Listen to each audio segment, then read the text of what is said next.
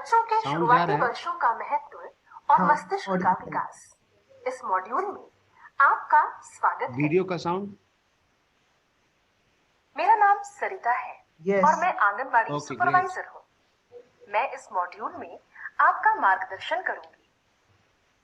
क्या आप जानते हैं कि विभिन्न वैज्ञानिक सूत्रों के अनुसार बच्चों के शुरुआती वर्षों के अनुभव उनकी प्राथमिक शिक्षा के परिणामों को प्रभावित करते हैं? क्या आप बता सकते हैं कि कैसे हम अपने आंगनवाड़ी केंद्रों में छोटे बच्चों के बेहतर विकास और अच्छी शिक्षा को सुनिश्चित कर सकते हैं? इस मॉड्यूल में हम शुरुआती वर्षों के महत्व और मस्तिष्क के विकास के बारे में विस्तार से जानेंगे, जो कि हमें इस सवाल का जवाब ढूंढने में मदद करेगा। तो आइए शुरू करते हैं। इस मॉड्यूल के अंत तक आप शुरुआती वर्षों के महत्व को समझ पाएंगे, मस्तिष्क के विकास की प्रक्रिया को समझ पाएंगे, मस्तिष्क के विकास को प्रभावित करने वाले कारकों की पहचान कर पाएंगे, प्रारंभिक बाल्यावस्था देखभाल और शिक्षा ECCE की अवधारणा और उसके महत्व को समझ पाएंगे। आइए देखें कि आंगनवाड़ी सुपरवाइजर प्रेरणा आंगनवाड़ी कार्यकर्ताओं को शुरुआती वर्षों के महत्व के बारे में क्या समझा रही है। बच्चों के जीवन के शुरुआती वर्ष बहुत महत्वपूर्ण होते हैं और इनका प्रभाव आजीवन रहता है। ऐसा क्यों होता है दीदी? ऐसा इसलिए क्योंकि इस समय में सभी क्षेत्रों शारीरिक, क्रियात्मक, ज्ञानेंद्रिय, मानसिक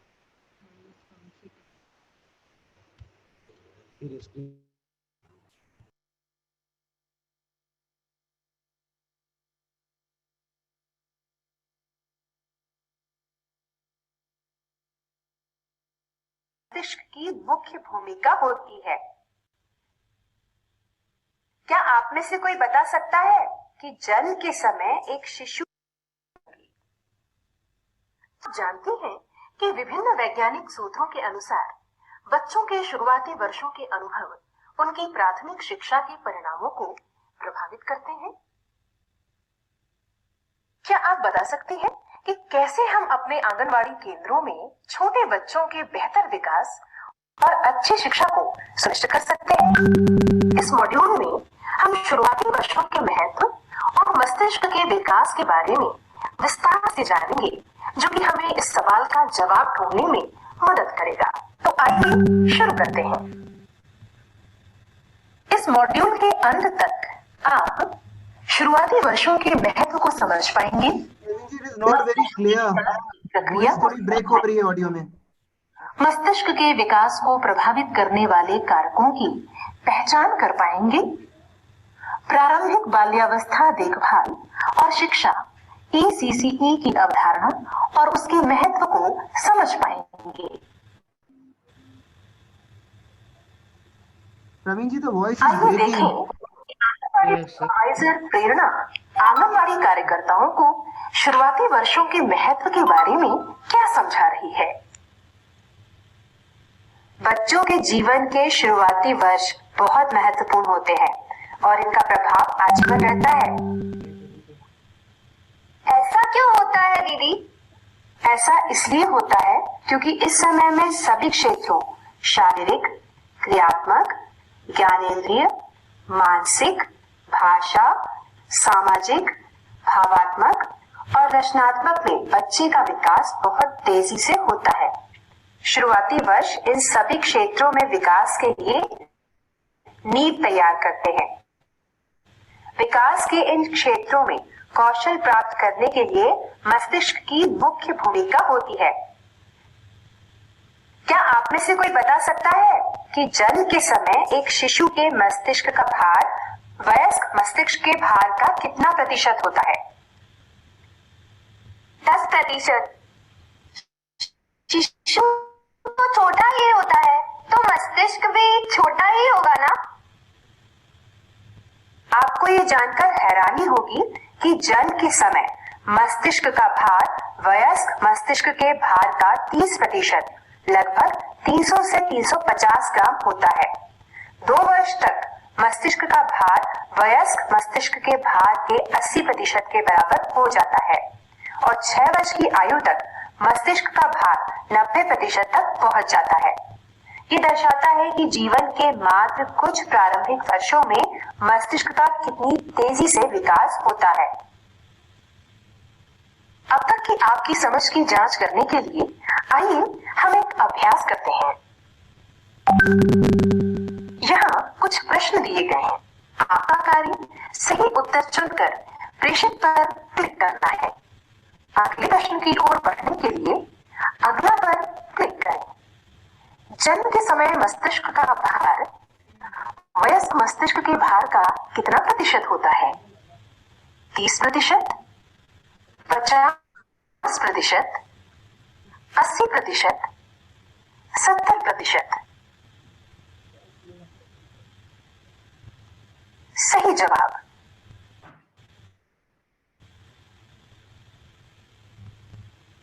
2 वर्ष की आयु पर मस्तिष्क का भार वयस्क मस्तिष्क के भार का कितना प्रतिशत होता है?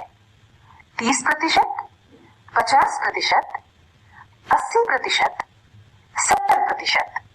सही उत्तर चुनें और प्रेषित पर क्लिक करें। सही जवाब दीदी, बच्चे के मस्तिष्क के विकास की प्रक्रिया क्या होती है?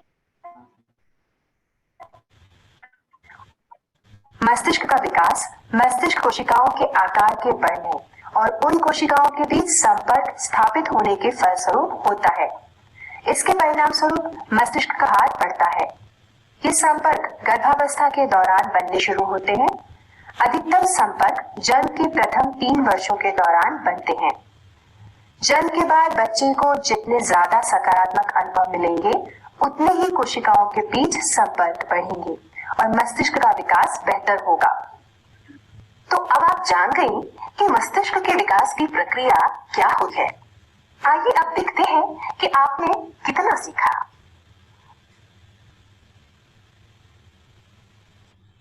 यहाँ कुछ प्रश्न दिए गए हैं। आपका कार्य सही उत्तर चुनकर प्रेषित पर क्लिक करना है। जन्म के बाद मस्तिष्क के भार में वृद्धि होने के 2 कारण क्या हैं? मस्तिष्क कोशिकाओं के आकार का बढ़ना, मस्तिष्क कोशिकाओं के बीच संपर्क बनाना, नई कोशिकाओं का निर्माण होना। एक से ज्यादा विकल्प सही हो सकते हैं।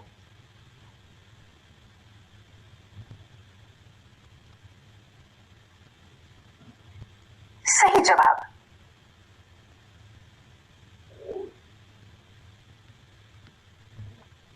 मस्तिष्क की कोशिकाओं के बीच अधिकतम संपर्क कब बनते हैं? गर्भावस्था के दौरान, जन्म के प्रथम 3 वर्षों के दौरान, युवावस्था में। सही उत्तर चुनें और प्रेषित पर क्लिक करें।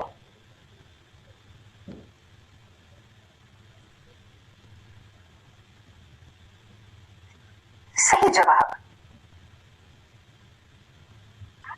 आज हमारे आंगनवाड़ी केंद्र में बाल दिवस मनाया जा रहा है।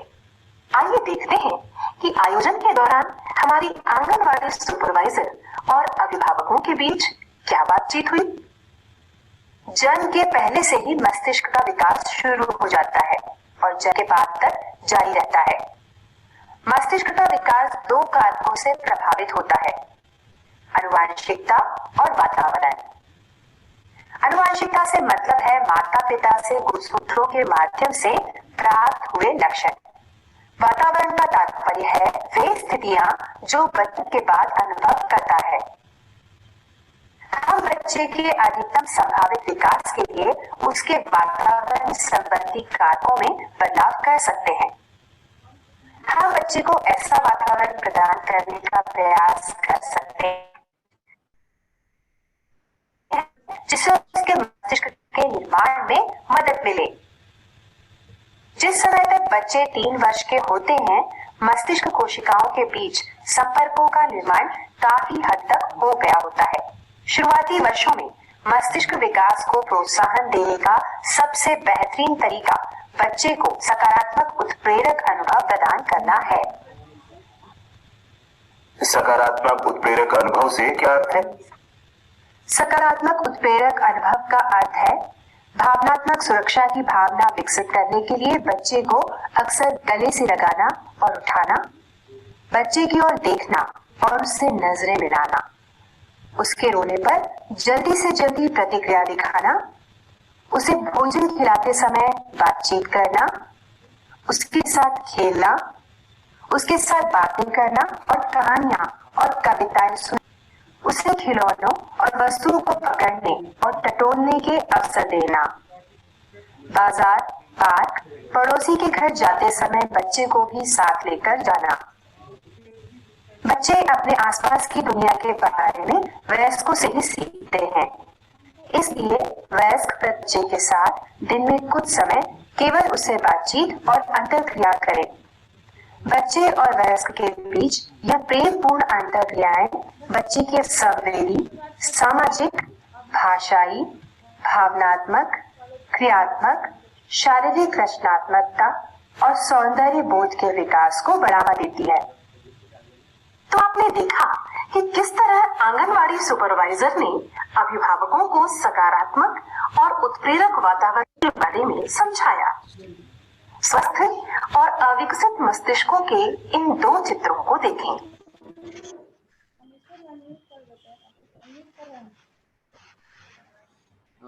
नमस्कार आप सभी का। हेलो, मेरी आवाज आ रही है? Yes, very clear. Good morning all of you. आप सभी का सुप्रभात और नमस्कार। आज जो ये कार्यशाला है ईसीसी और ईआईएलए को लेके, इस ईआईएलए और सजग कार्यक्रम को लेके, इस कार्यक्रम को आगे बढ़ाते हुए मैं श्वेता मैम को आमंत्रित करना चाहूँगा इस कार्यक्रम को आगे वो लेके जाए। Shweta ma'am please.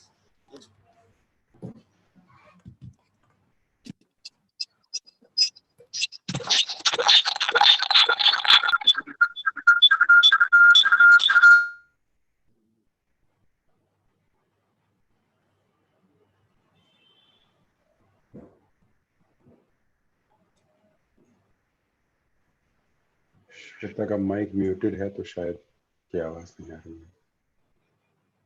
आज के इस प्रशिक्षण कार्यक्रम में जो ईसीसी जो उसका इलेक्ट्रॉनिक वर्जन है, इलेक्ट्रॉनिक मॉड्यूल्स है उसकी, और जो हमारे गया और पूर्णिया 2 जिलों में पेरेंटिंग के लिए जो सजगता कार्यक्रम सीएलआर के और यूनिसेफ के सहयोग से चलाया जा रहा है, उसके पूरे राज्य में उसका विस्तार करने के संबंध में जो ये कार्यक्रम आज आयोजित किया गया है, इसमें मैं सभी का स्वागत करते हुए इस कार्यक्रम का प्रारंभ कर रही हूँ।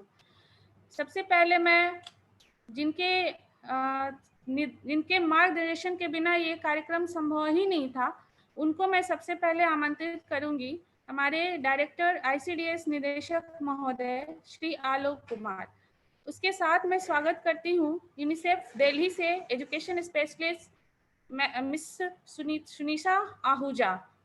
इसके बाद मैं स्वागत करना चाहूँगी हमारी लगातार जिन्होंने हमें पूरे जब से ईसीसी प्रोग्राम हमारे बिहार में रोल आउट होना शुरू हुआ तब से जो हमारे साथ में जुड़ी रही और आगे भी जुड़ी रहेंगी, हमारी education specialist UNICEF Bihar Mrs Pramila Manoharan का, जो हमने इस पूरे सजग कार्यक्रम और आईएलपी कार्यक्रम में हमें जो सहयोग मिला, हमारे रोड मैप में जो सहयोग मिला, ये हमें मिला सीएलआर की संस्था से, जिसके director Shri Chaitanya Paul sir का भी मैं स्वागत करना चाहूँगी।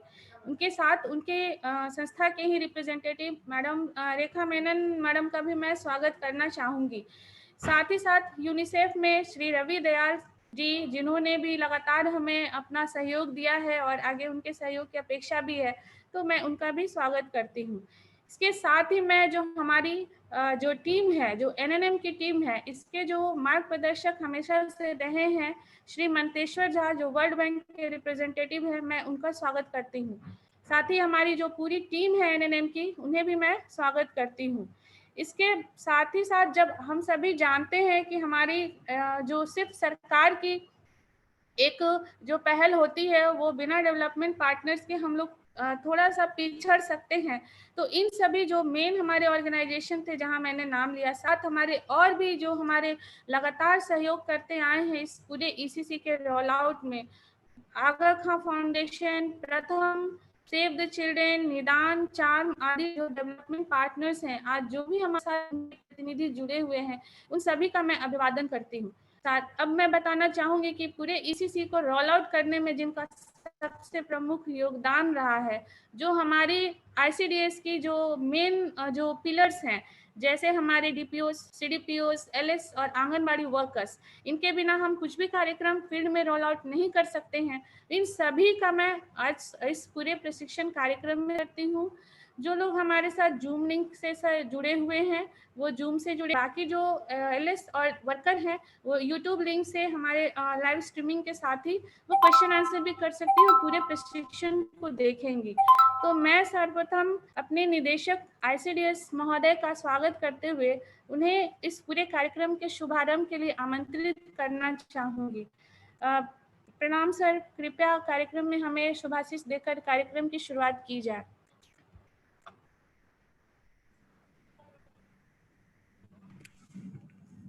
श्वेता जी, आपका धन्यवाद।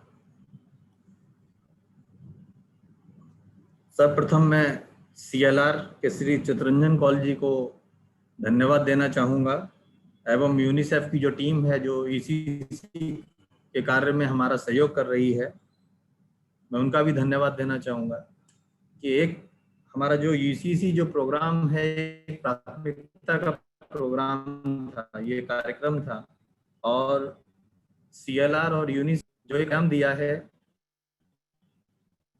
वो आईसीडीएस के लिए बहुत ही सहयोग मिला है। सभी सीडीपीओस जो के माध्यम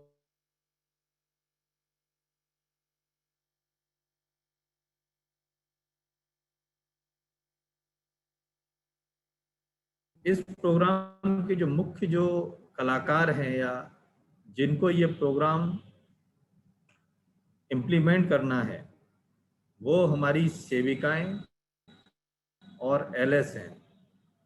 क्योंकि सेविकाएं और एलएस, जैसा कि श्वेता जी ने बताया है कि वो यूट्यूब या फिर अन्य माध्यम से उन्होंने ज्वाइन किया है इस प्रोग्राम को, और संभवतः वो लोग इस प्रोग्राम में किसी प्रकार का कोई सवाल जवाब नहीं कर सकती हैं। उनके लिए वन वे इंटरेक्शन रहेगा, और डीपीओ सीडीपीओस हैं उनके लिए टू वे इंटरेक्शन रहेगा। इसलिए ये आवश्यक है कि जो डीपीओ सीडीपीओस या अन्य कर्मचारी पदाधिकारी जो ज्वाइन किया है इस प्रोग्राम, वो लोग ऐसे क्वेश्चंस को भी रेज कर सकते हैं डिस्कशन के दौरान, जो सेविका जब ईसीसी का क्रियान्वयन करेगी, रोल आउट करेगी फील्ड में, तब उनको आएगी। जैसा कि आप संभवतः आप लोग जानते होंगे कि ईसीसी का जो कार्यक्रम है वो भारत सरकार ने उसको ई मॉड्यूल्स के रूप में कन्वर्ट कर दिया है। ई मॉड्यूल्स को आप लोग बहुत बेहतर तरीके से समझ सकते हैं, क्योंकि आप लोग ऑलरेडी EILA में मोर देन 80% अचीवमेंट,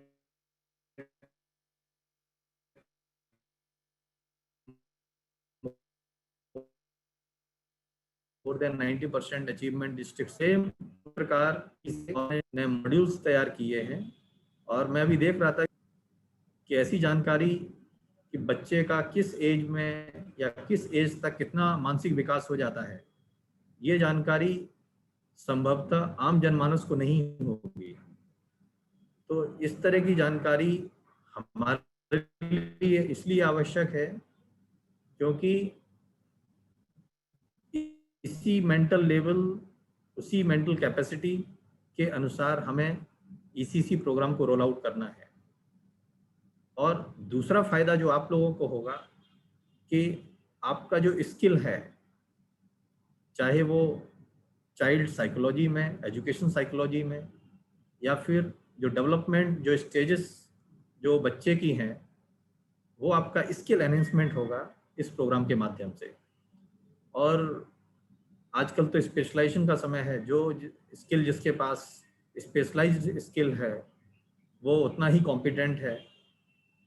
इसलिए मैं उम्मीद करता हूँ कि इस प्रोग्राम के माध्यम से जो ईसीसी प्रोग्राम है उसको आप, जो कि घर बैठे आप कभी भी देख सकते हैं, किसी मॉड्यूल को असेस कर सकते हैं, तो आप जो अपना स्किल है उसको कंटिन्यूसली एनहेंस करेंगे।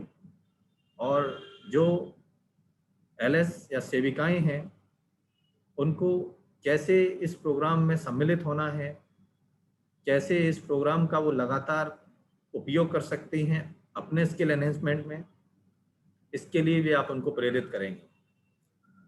सीएलआर और जो यूनिसेफ की जो एक पहल थी सजग, जो अभी हमारे 2 जिलों में चल रही है, गया और पूर्णिया में, ये एक बहुत ही अच्छी पहल थी।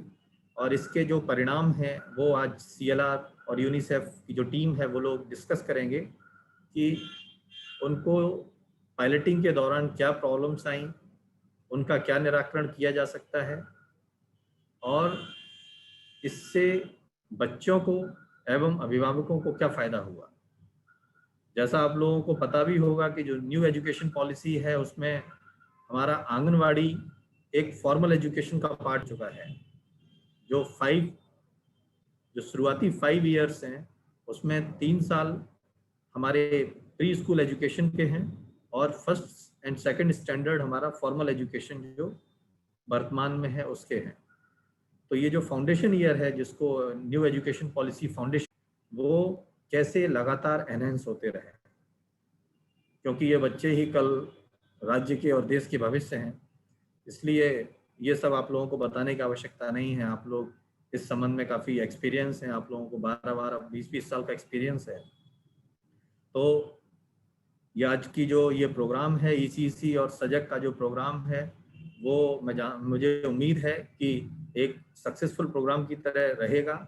और इसके जो भी इनपुट्स हैं या जो भी डिस्कशन पॉइंट्स आएंगे वो हमारी जो स्किल एनहेंसमेंट है सभी लेवल पे, डीपीओ से आंगनवाड़ी लेवल तक, वो उसमें ज़रूर कारगर साबित होंगे। इसी अपेक्षाओं के साथ मैं आप सभी लोगों का पुनः धन्यवाद करता हूँ। धन्यवाद।